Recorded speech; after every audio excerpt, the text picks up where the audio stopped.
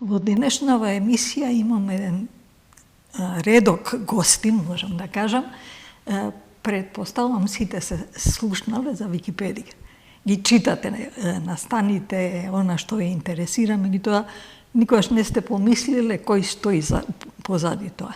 Кај мене денеска во студио администраторот на Википедијата и би сакала да ни се представиш и кажеш како дојде до тоа да почнеш да се занимаваш со тоа.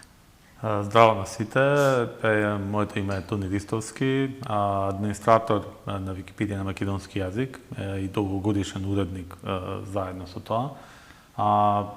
Имено јас сум само еден од 11 администратори на Википедија на македонски, покрај мене постојат уште 10 мина кои се занимаваат со ова. Од кога започнавте со тоа? Википедија на македонски јазик е започната неколку години по официјалното создавање на самата Википедија, а имено Википедија на глобално ниво, оваа година токму прославува 25 години. Браво.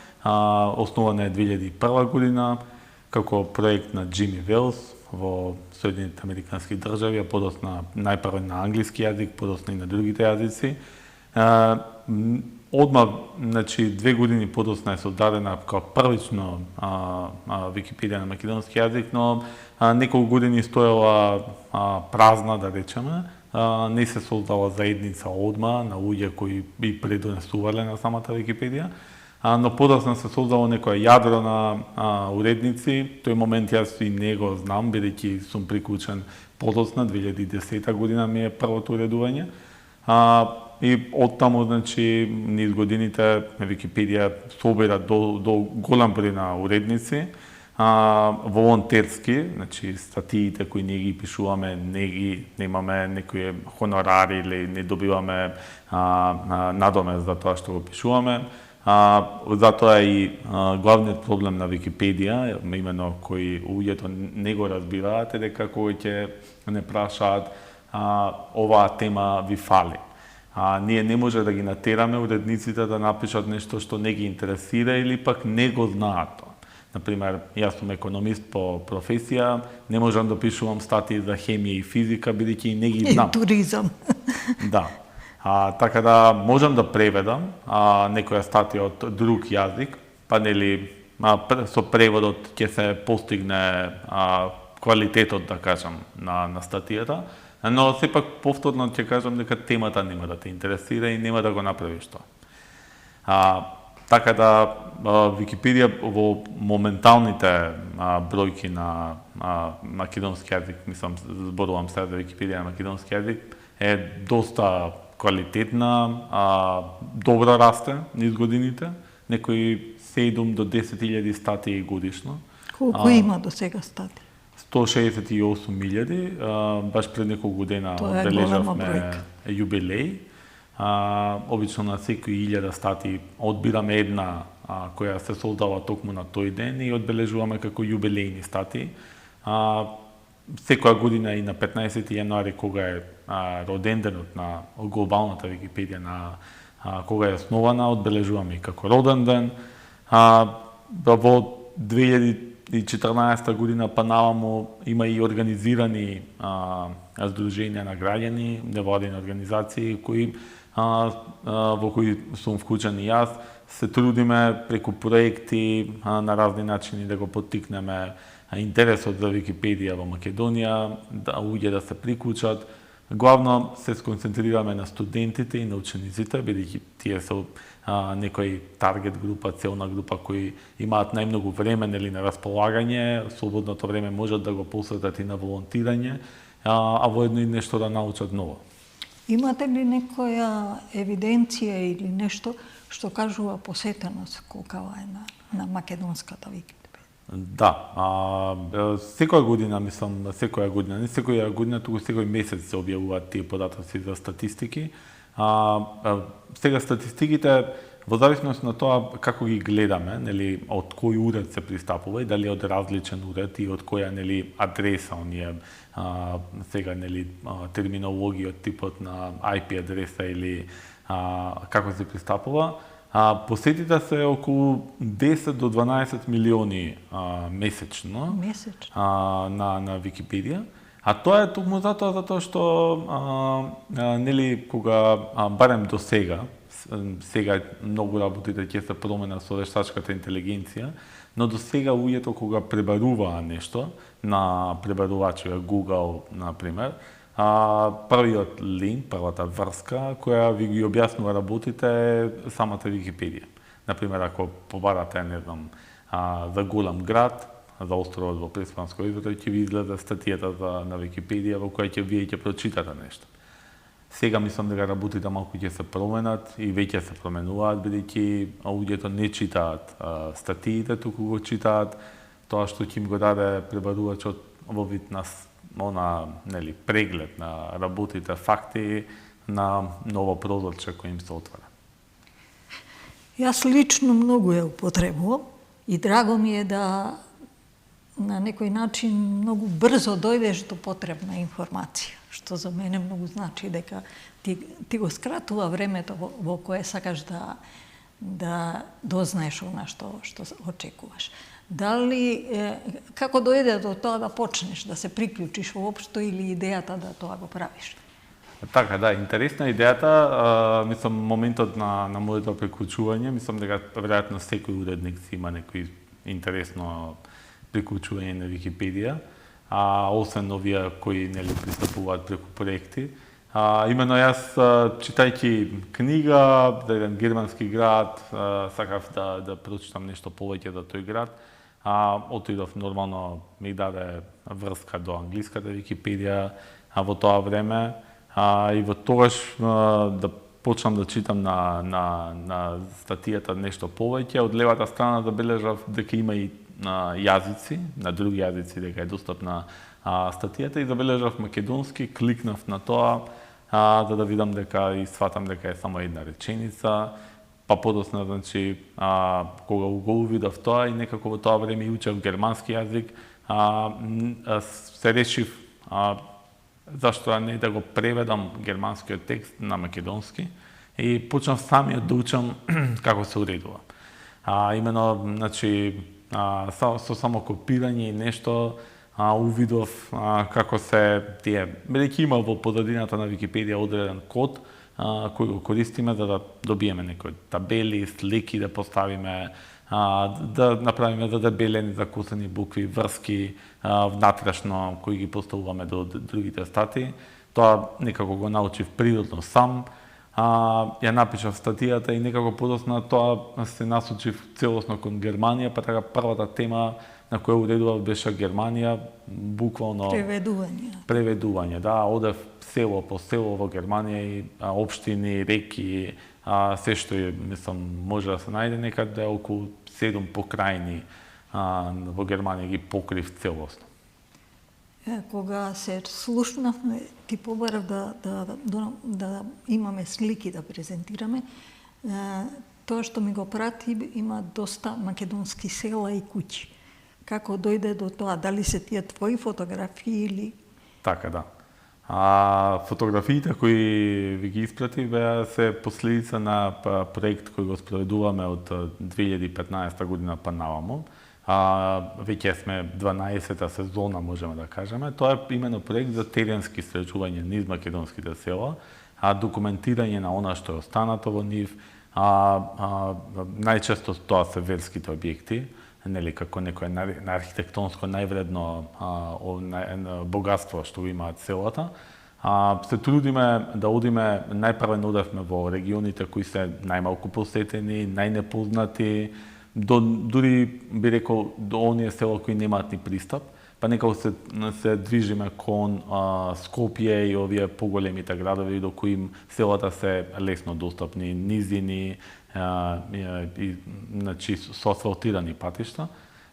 До сега имаме посетено 2/3 од селата во Македонија. Тоа го правам јас, заедно со уште на тројца, би рекол, ние како јадро на тимот, за од претходниве години да ни се приклучи еден понов член, па така да сега сме 5 кои го правиме овој проект. Проектот има некаде околу 22.000 на фотографии, веќе подигнато на ризницата. Тоа е еден сестрински проект каде се подигнуваат фотографиите кои ги користи Википедија. Имаме негде околу скоро 5000 статии кои ги гледате на Википедија, се напишани од нас, со наши фотографии настанати во текот на проектот. И можам да кажам, добро ги документираме нашите села, верски објекти за кои нема ни на Google Maps да ги најдете, па кај нас се веќе достапни. Тоа искуство го имам пребарувајќи ги тие. Кажи ми дали имате села, по кој начин одите по селата, бидејќи голем дел од селата кај нас се празни, да не кажам и да има по еден, двајца, петорица кои живеат таму. Како е твоето искуство? Да, јас сум во екипата, значи имаме водач, нели нормално, еден кој е задолжен да не однесе таму каде што планираме, еден не е фотограф, еден е оператор на дрон, а јас сум улогата на истражувач и навигатор. Па така да пред секоја експедиција јас седнувам и поминувам без малку 5 до 10 часа во областа во која сакаме да ја посетиме, барајќи што има таму. Тоа го правам на различни извори, карти, катастар употребувам, значи безброј други извори. Се обидувам да ги лоцираме објектите уште пред да стигнеме таму, за кога ние ќе стигнеме таму, да не мора да, дури ете во ситуација во тие села кои се празни, или пак нема, значи, жители, или многу малку има, не можат да ни помогнат каде се наоѓаат нивните цркви или некои други објекти кои ние ги бараме, за ние да го знаеме тоа сами. Тешко е, мислам, лоцирањето понекогаш, но јас и веќе на шала споменувам дека самиот момент дека веќе знам црквите каде се наоѓаат дури да не се мапирани. Во смисла стари дрва надвор од селата, доколку не се во самото село, а во најголем дел во нашите села не се во самите села, поради отоманскиот период, црквите се на страна, доколку нема гробишта околу нив, е многу потешко, но стари дабови дрва особено, значи се еден добар показател на сателитските снимки каде би можеле да бидат старите цркви, говорам. За новите објекти е полесно, бидејќи новите, нели, манастири што се прават во поново време се појавни. Ете така, да се дури да не се означени, барем гледаш дека некој пат направиле луѓето, па веќе е видливо каде би можеле да најдат. Така да одговорот е дека претходно се спремаме доста и одиме спремни во тоа што сакаме да го најдеме. Јас имам една книга од Митко Панов во кој се сите села, барем така мислам, наведени. Да. Тоа е еден добар момент на една од ретките книги, да речеме, во кој некој се потрудил, барем во краток одломок, да ги евидентира. Да ги евидентира, да.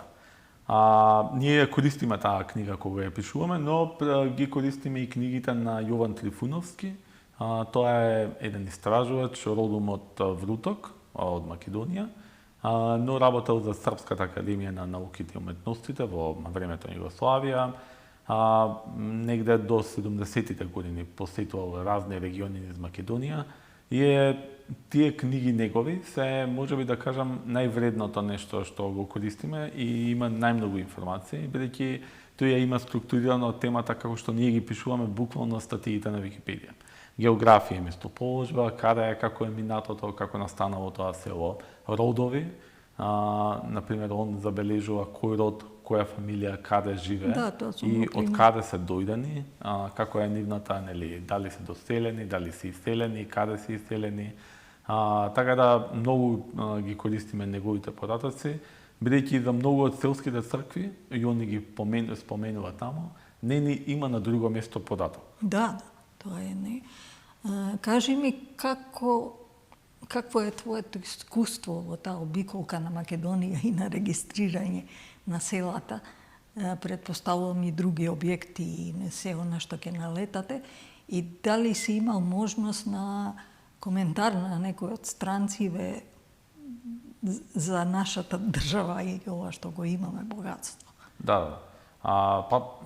Чувствува се секогаш контраст во смисла дека е убаво, значи нели кога ќе откриеш, ќе не очекуваш дека е толку. Да, какви работи мислам има низ држава кои не малкумина дури ги знаат, за жал. Особено тука говорам и за природни убавини, мали клисури, реки, водопади кои ги откриваме. Пештери. Пештери, да, кои ги откриваме. А во исто времено лоша, бидејќи најголем дел се празни, селата не им се посветува внимание во типот на нели патишта. Оживување на едноставно. Да, нема услови, мислам, факт е дека нема услови. Јас секогаш и го имам споменато и друг пат тоа дека во селата има депонии, нели, и ѓубре, но тоа не е проблем на саланите, мислам, проблем е на саланите, но не е вината на саланите, бидејќи во тоа време они кога биле селата пред 50 на години немало ваков пластичен отпад или производи за еднократна употреба, амбалажи имало се тоа што дома ќе го произведат, ќе го користат и тоа било органски, да кажеме, на некој начин. За сега да се соочиме со проблем дека они зависат од градовите, ќе им донесат помладите генерации такви производи, нема каде да ги фрлат подоцна и се настануваат депонии. Таа негрижа на властите, мислам барем да постават 2-3 контейнери во секое село и да ги празнат на секое со некој камион барем еднаш неделно, говори до тоа колку селата не добиваат воопшто грижа. Жалосно мислам да се видат големи села особено кои пропаѓаат многу побрзо од малите села. Има некаков чуден, можам да кажам, интересен момент да го кажеме, дека, например, не знам, села кои биле поранешни општини, рурални, да ги споменеме, Богомила, Цапари, Кукуречани, некои села кои биле во некое време рурални средини, некои околу нив гравитирале повеќето села, сега ќе влезеш и забележуваш пустош буквално, значи нема објектите стари, например, се распаѓаат, куќи веќе се забележуваат се распаѓаат, додека некаде во оние средни села што биле низ годините или мали, се забележува дека луѓето таму повеќе мештаните вложуваат во нив, мислам и се враќаат и се гледа дека ги одржуваат куќите, отколку овие големи села кои веројатно во некој поголем бран на иселување се иселиле наеднаш сите и не се вратиле подоцна. Јас работував со едни наши македонци кои беа дојдени од Данска во Девич. Од таму потекнува и почнаа да се занимаваат со рурален туризам и тоа идеше добро. Почна селаните кои беа иселени, кои живеат во градовите, да размислуваат дека тоа може да се работи, едноставно да се удружат за да ги издаваат собите или куќите на луѓето кои доаѓаат. Од моје лично искуство во туризмот, подемот на доживување, на изучување на такви мали простори е во подем. И луѓето сакаат да дојдат, едноставно со овие од Девич кога бевме ги водеа да видат како се молзе крава, како се прави сирење, како се прави јогурт и они уживаат во тоа. Да, на вториот дел на прашањето не ви одговори за моментот за како странци да доживуваат. Ние имавме, бидејќи нашиот проект е веќе долгогодишен и во 2024 година, во септември, организиравме регионална како настан експедиција, во која поканивме 20 на представници од Средна и Источна Европа. Имаше Чешка, Полска, Украина, Србија, Албанија, кои ги однесовме во Преспа, наменски, бидејќи е еден од најпразните региони во Македонија и најмалку внимание луѓе и нашите го посветуваат. Бевме во Тешево и правевме експедиција токму во селата што се Горно Крушје, Лева река, Болно, во тој тип и ги поделивме по групи, бевме 7 групи, секој посебно. Ониве, мислам, изненадени од самиот регион, од дезерото пред се, има многу прашања да тоа, интересни прашања од типот што како толку било популарно, а што се случило да толку наеднаш престане. Бидејќи особено овие од Албанија, кои на нивната страна, едната девојка и работеше со некаква за животна средина, некаков проект на нивната страна во Албанија во Мала Преспа, и да кажува дека во Мала Преспа и никогаш и немало објекти за изнајмување, ресторани, хотели, а нели на нашата страна памтиме Хотел Европа, од Тешево, камповите во Крани, Претор, секогаш имало сместување. А сега, особено на оваа страна во Стење и од Тешево, тоа е буквално ништо, освен нели обновениот хотел Леквио.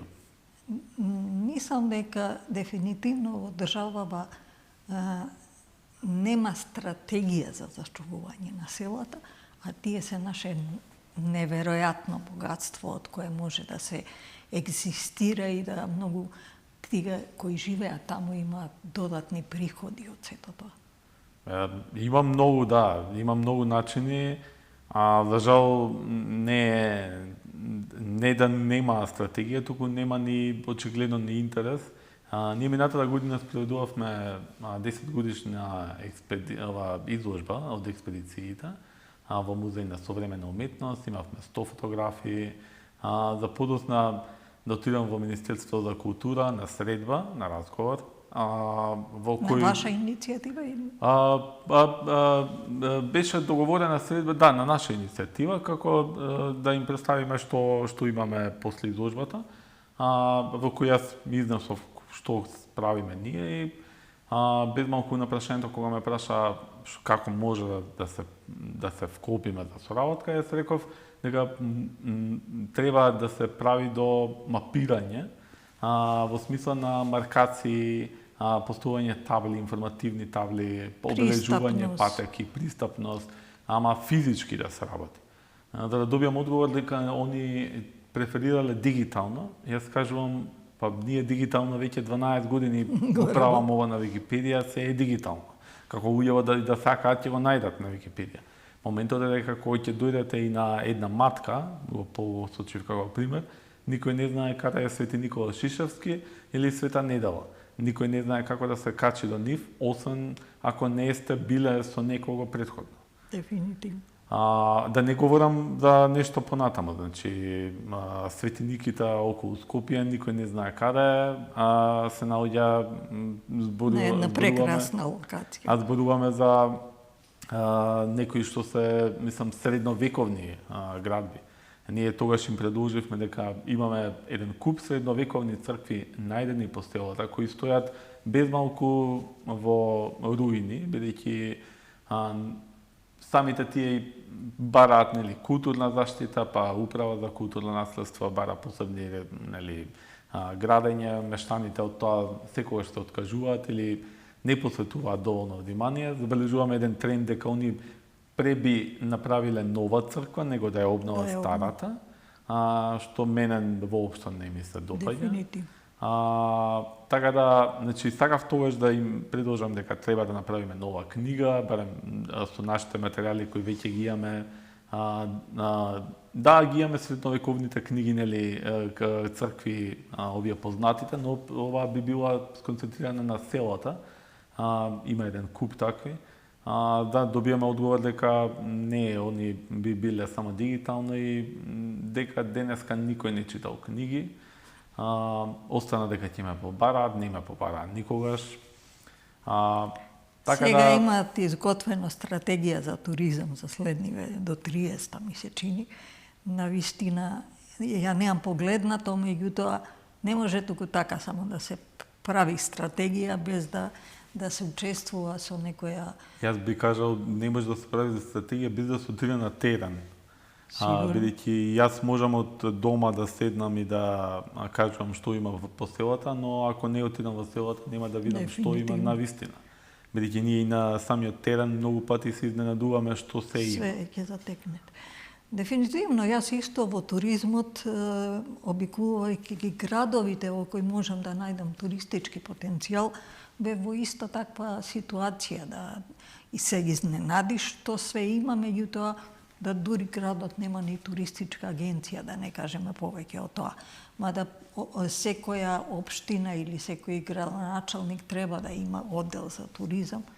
Тоа е чисто така на папир, ништо повеќе од тоа. Да, нема, дури лесно достапни локации не се обележани, например, во Демиркапија малку барем има некои добро предвижување со знаците за топлите вирови, но сепак повторно фали, мислам, тука се вировите, лесно достапни, нешто што може да се искористи. Околу Демиркапија нели има и тврдината Стрезов град, што се наоѓа гора, што е исто така на километар, лесно достапна. Еден куп пештери нели има исто така околу Демиркапија. Пештерите мислам дека ни се исто болна точка. Јас еден краток период бев председател на Спелошка федерација и кога ги насочи во кои би работи треба да ги работат и да ги евидентираат, не најдов на разбирање. Во меѓувреме друштвата мање бише се распадна. Податоците што ги има кај себе на посетени пештери или на евидентирани фотографии, се тоа се кај нив некаде у некој фиоки, и за жал, а богати сме со пештери и за жал тоа остана една тема која не ја доработивме како треба. Да, ова сега што го кажувате баш моментално дека материјали и фотографии остануваат негде низ архивите, токму тоа е нашата цел, значи на сето овој проект и самата Википедија, дека нешто да се обидаме да го ставиме, ќе остане, ќе биде достапно за сите и ќе го може да го прочитаат луѓето, а вака да седи кај некого фиока и да го криеш. Не да го криете, може би не е криење, него е повеќе... Едноставно тока им е така и остана да. Кај нив. Моето прво беше коригирање на сето тоа што го работа, дека тоа треба да има еден оддел во Министерство за животна средина, посебно за пештерите, и да таа документација биде таму. Бидејќи едно друштво ќе отиде во пештерата, ќе ја посети, второто нема појма што е сретнале овие и што се случило и каде да продолжат, него почнуваат од почеток и тоа не води кон ништо. Така е, да. За жал, не само пештери, ние сме богати со флора и фауна од тропски периоди, ендемични врсти. Па ние минатата година правевме тука во околината на Скопје исто заборавени локации за прогласени споменици на природата, што се нели Арборетум, Езерсе и острова, кои се наоѓаат кај Трубарево. Ги фотографиравме баш со дрон. Такви низ ги сретнуваме и Моноспитовско блато низ цела Македонија, за да сватиме дека се во буквално неугледна состојба. Моноспитовско блато па дури добило проект од Европска унија, нешто направиле за сега повторно да е во очена состојба. Темата зашто ја отворив е дека ние не знаеме ни да одржуваме. Ќе се направи нешто, ќе се обезбедат средства од негде. Да, и тоа е прво, ќе се направи проектот и ќе застане. Ќе го споменам нели новинарот од Канал 5 што шета низ Македонија сега у последно време Видиновски, кој беше кај Никола Карев у местноста Силаново, каде што има на загинато. Ние кога ја посетивме исто беше во очајна состојба, значи местност која треба да биде не само не за странци, туку за нас треба да биде наши, да се почитуваме. Да. Така да го сретнуваме тоа како некој шаблон низ нашите патување, дека и тие работи кои се дури некогаш добиле некој осовременување, да кажеме, сега се во лоша состојба. Јас од моето лично искуство водејќи странци во матка, покажувајќи им што го имаме, а ендемично го има само тука, дали е пеперутка, дали е некое растение или не. Едноставно не можеа да разберат нашиот однос кон тоа што го имаме, како не знаеме ни да го сочуваме, нити да го покажеме. Тоа е не само матка, тоа е низ цела Македонија. Имаме навистина многу работи кои во светот би дале големи пари да ги имаат. Да не кажеме да ги одржуваат и да тоа направат приказни кои ќе привлечат гости, кои на некој начин сами од себе ќе се исплатуваат, бидејќи ќе дојде, ќе плати влезница, ќе слика, ќе пренесе приказна, ќе донесе нови гости. И ние тоа постојано го кажуваме, едноставно не знаеме да го искористиме и дури е жално колку сме неодговорни во смисла на тоа. Па не знаеме да продадеме ни приказни, ако веќе говориме за туризам, значи не знаеме да ги направиме работите да ги продадеме во смисла на странци, бидејќи има работи кои треба нели малку да ги досредиш за да бидат интересни на туристите од смисла на туристичка гледна точка. Сега нели за овие моменти за флора и фауна може да бидат многу мал дел нели луѓе кои би биле заинтересирани за тоа, но збориме ако сакаме малку поширок опсег да опфатиме. Треба нели да има луѓе да биде тоа достапно за сите. Пак се навраќаме на моментот дека нема маркаци, нема табли, нема патишта. Нема патишта, да. Нема луѓе кои ќе те информираат за тоа, не е само тоа. Па ќе се вратам на матка. Сабота недела е преполно, не знам колку си имал можност да видиш. Преполно е да, но само е до Свети Андреја преполно. Затоа јас ги напоменав двата манастири во кои никој не оди, тука се... тука има 10 манастири, остатоци од нив. И остатоци од нив, така е, да. Токму тоа е она што боли. Барем мене ме боли. Не знам, моето прво патување кога почнав да работам туризам беше во Шпанија.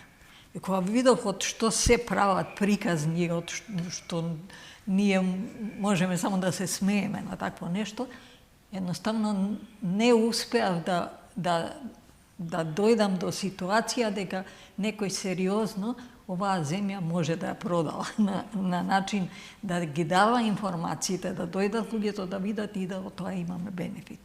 А би можеле од тоа да живееме. Па можеле, јас се согласувам за комплетно со тоа.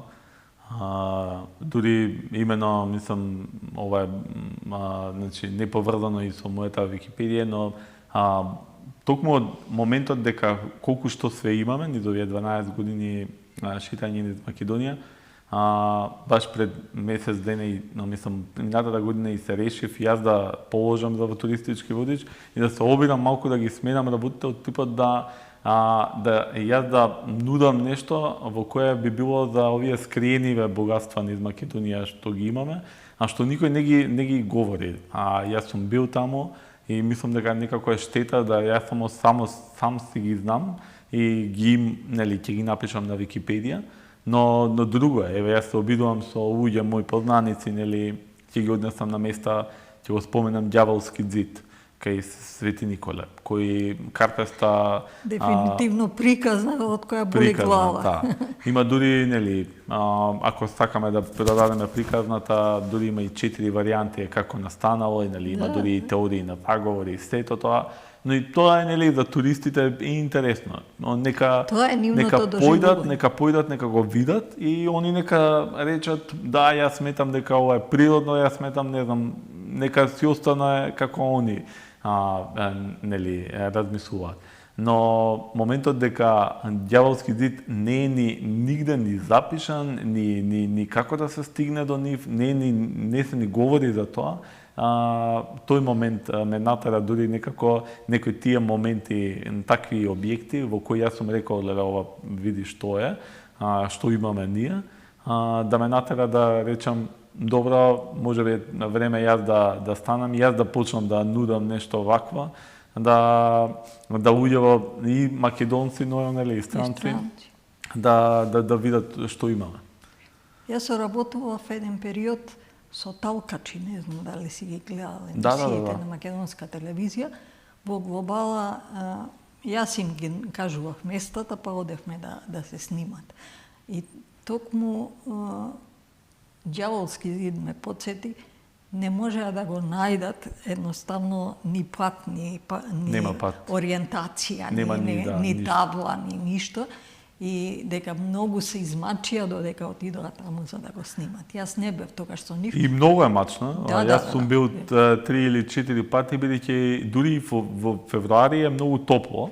Тоа е најголемиот проблем, но проблемот е што нема никаква патека. Па многу усложнува дека потоа тревата, камењата треба да се движиш, а нема некакви насоки.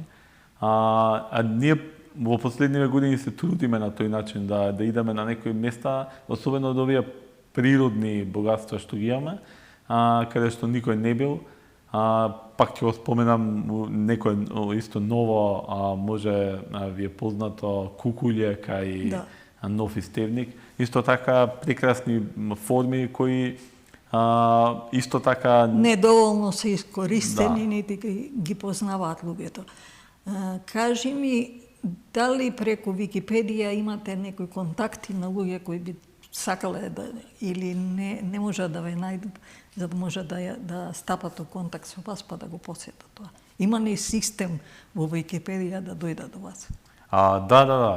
На Википедија има неколку начини, мислам, да не најдат, како да кажам.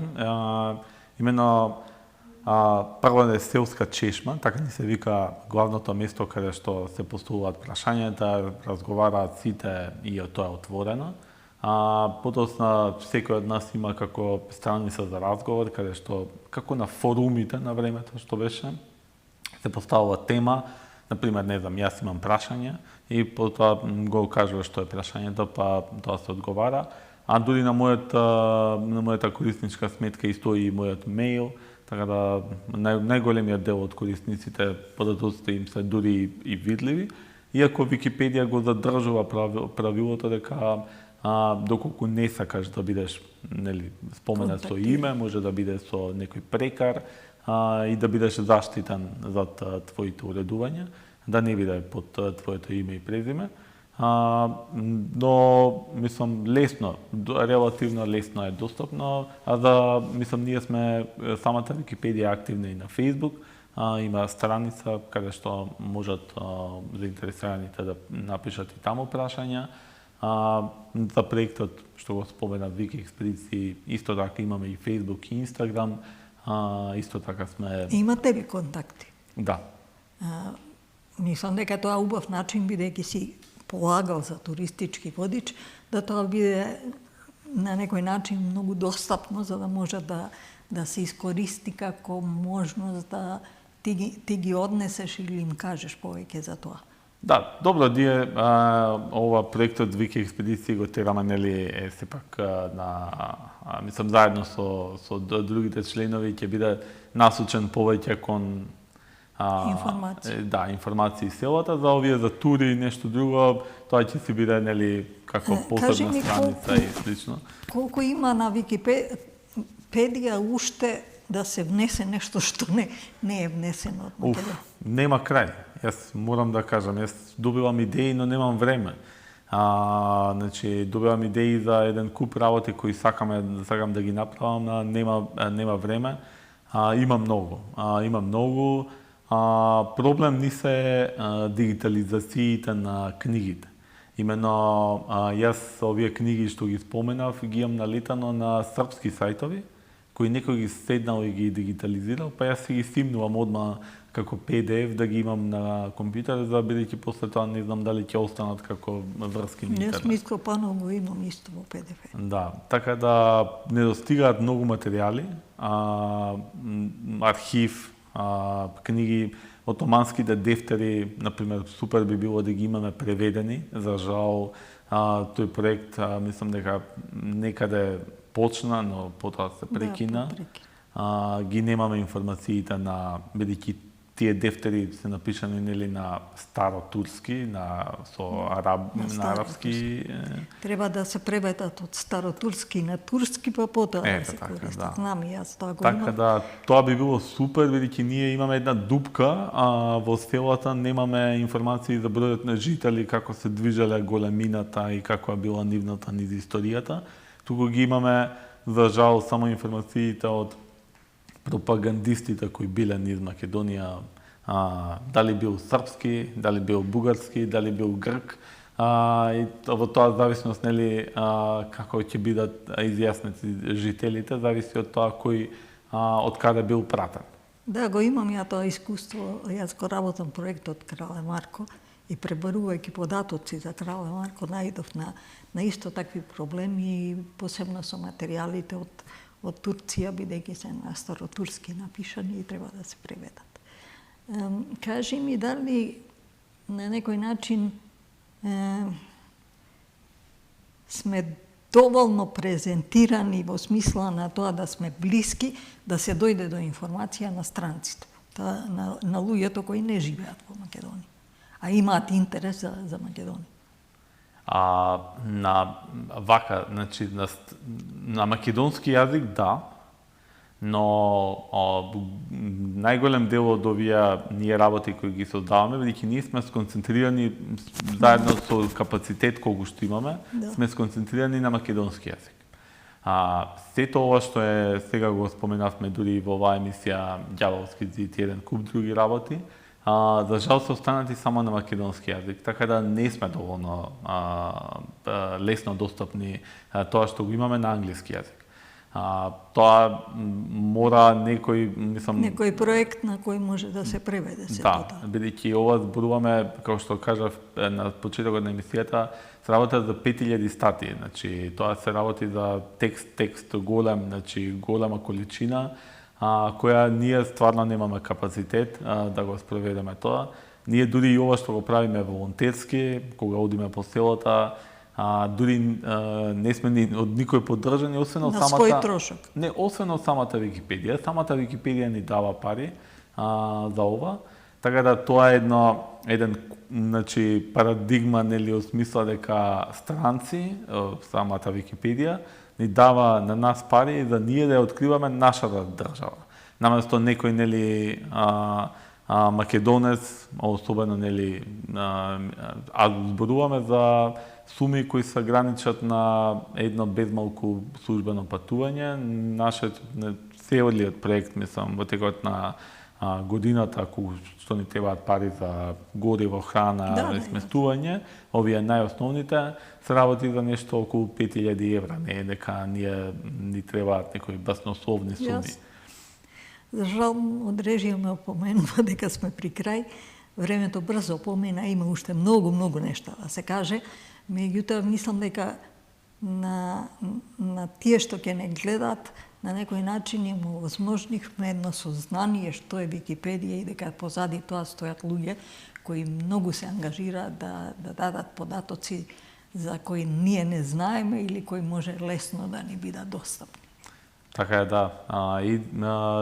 Јас само би завршил дека буквално така, дека не е дека машините го создаваат тоа, туку буквално некои, да. Драги мои, тоа беше денеска. Се надевам дека овој разговор на некој начин ви ги отвори очите, дека имаме што да кажеме за Македонија, меѓутоа треба да имаме и луѓе и пари да тоа на некој начин го дигнеме на едно повисоко ниво.